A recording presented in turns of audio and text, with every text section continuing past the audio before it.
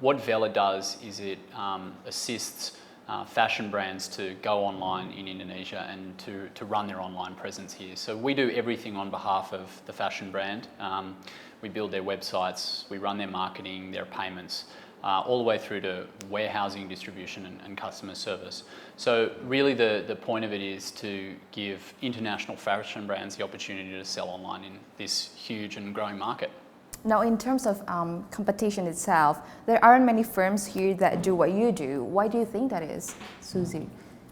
To be honest, I'm surprised. I mean, Indonesia, like we said, it's this huge emerging economy with a really undeveloped e-commerce ecosystem, and I think that's part of the reason why there's so much investment in e-commerce here at the moment, because people see that this is sort of an open market that still doesn't have that many competitors. So no, I don't think there's anybody else that really does what we do here. And I think our brand portfolio is kind of an indicator of how well we're doing.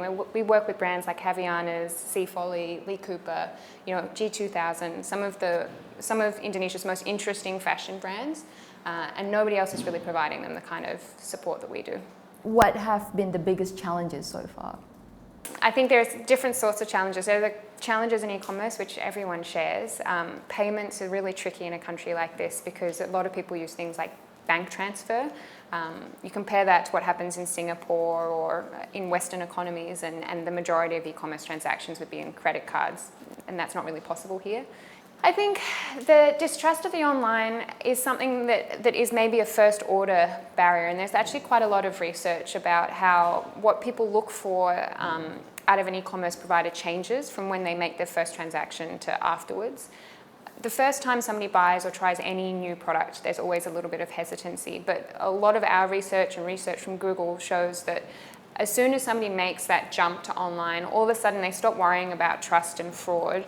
They actually start thinking about the things that we do really well. Is there good product selection? Can they get what they want quickly? Is there good customer service, and can you do returns? So we believe that it's just a short-term issue, that trust is just a short-term issue, and in the long term this market will do what every other emerging market has done, and customers will learn to look online because they can't get the products any other ways. What is your target this year in terms of company growth and profit? We want to become Indonesia's largest premium fashion retailer, and we're well on our way to do that. But that's the thing about being an entrepreneur. You've always got to put your head down and keep working.